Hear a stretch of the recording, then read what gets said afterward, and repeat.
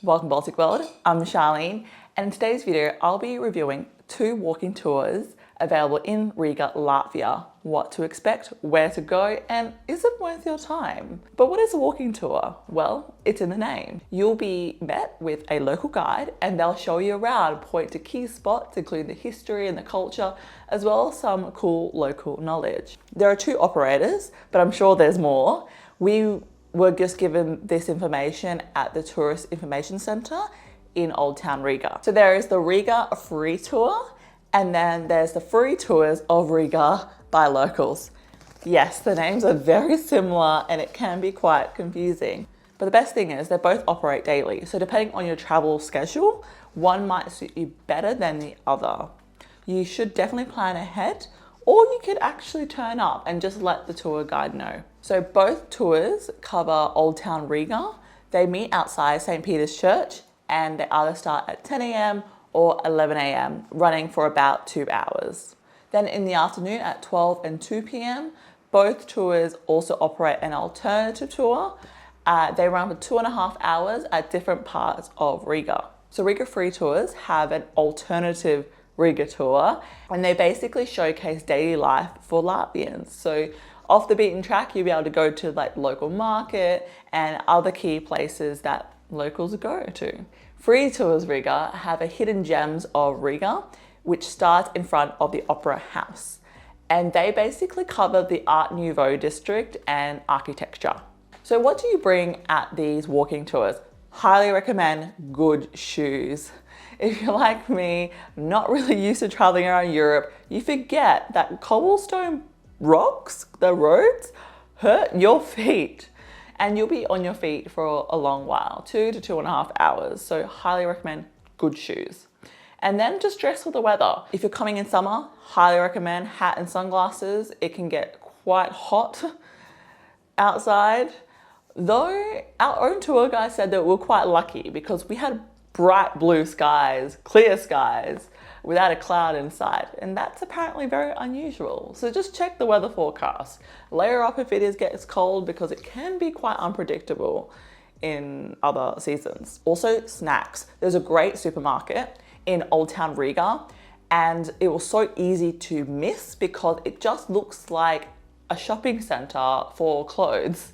But if you go inside, turn right, you'll see just a supermarket. I think it's Icky, and they've got like pre-packed meals, they've got all the baked goods, all delicious, all fresh. It's super easy to grab and go, and it will save you a bit of money because there's many chain cafes around, but they're definitely at tourist prices. Bring curiosity and questions. Now, I'm obviously an unusual case. I've got Baltic World and you guys, but it really does enhance the experience.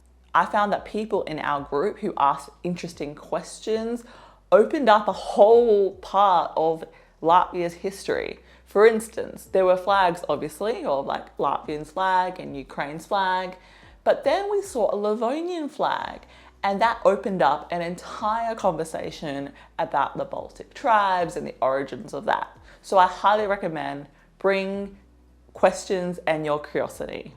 And then finally, there's cost. While these walking tours are called free, they do rely on tips because they're run by volunteers.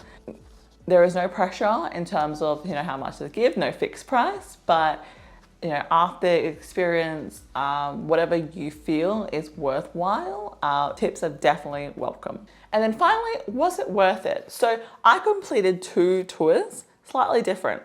One was an Old Town tour by the Riga Free Tour Group, and then the others was a Hidden Gems of Riga tour by Free Tours Riga by locals.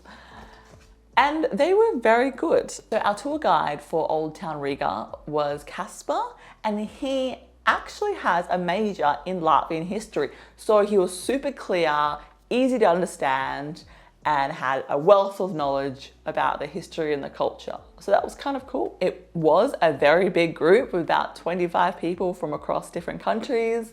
We were the only Australians there, Australian Asian people. Throughout the tour, there were so many interesting sites pointed out, things that you will definitely miss if you were to just walk down Riga by yourself. For instance, there was this square and the bricks were laid out in a wavy pattern. And Casper, the tour guide, shared that is because there used to be a river in Riga, but because people were dumping rubbish and all that kind of stuff, it was filled out. So at one stage there was a river and the wavy lines represent where the river was. So that was kind of cool. And then we stumbled upon Baker Street in Riga. Apparently Riga is pretty famous for being a film set. And back in the day, the Russians wanted to make a Russian Sherlock Holmes and thought, yes, Riga is basically England, Baker Street. So that was pretty fascinating as well. And then our second tour was the Hidden Gems tour, and that was joined way last minute, but our tour guide was Yanis, a really friendly Greek Latvian, and he had, again, a wealth of knowledge. There were a couple key sites that stood out to me. The statue of George Armistead and his wife. So he was famous for bringing up Latvia's economy, or Riga's economy, and opening schools and hospitals and all that. And the dog, Chow Chow. And then the story behind that of Chow Chow is that George and his wife never had a dog, but the architect who made the statue loves dogs and loves Chow Chows, so I was insistent to put one there. I found that really cute. And of course, there was the Freedom Monument that represented freedom and independence for Latvia. It is an incredible monument and has all these amazing symbols that represent Latvia's core values, including family, hard work, spirituality, and an unshakable strength for the nation. But then beyond that, people use it as a meeting point. So apparently a few steps away, there's the Lima clock. And if you follow Baltic World mythology series, you will know that Lima is the goddess of fate.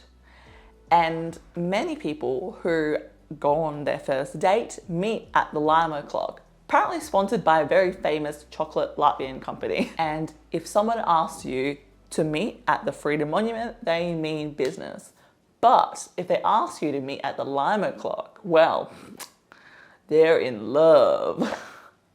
I also forgot to mention, we walked past the Russian embassy. Boo! Boo! And what's funny, just next door, there was this giant portrait of a skull of Putin facing the embassy. Obviously in protest of the Ukraine war, and then not actually at the embassy, but across the road there's the square. And they told us that at one stage, the Latvians actually brought a destroyed Russian tank and plonked it right in front of the Russian embassy. Oh my gosh, you guys have game. I wish we were more forward like that in Australia. Honestly, it was so funny just to hear that. And you can see that all this support for Ukraine has definitely shaken the Russian embassy, because when we walked past, there were 2 police cars parked right outside monitoring the actual gate itself to make sure that no one puts posters or anything like that. But I assume that those police guards also just don't want to be there either. And then you get some really great practical tips. For instance, our tour showed us the Skyline Bar, which is basically a free 360 view of Old Town Riga. It is beautiful, on the top floor of one of the hotels. Gorgeous. I'm going to leave information for both tours down below. If you've enjoyed this video, hit the like and leave a comment down below. Have you been on a walking tour yourself? Should we do another review? I've actually done Vilnius, so if you're keen to see that, leave it down below. Otherwise, thank you for watching and I'll see you next time. Bye!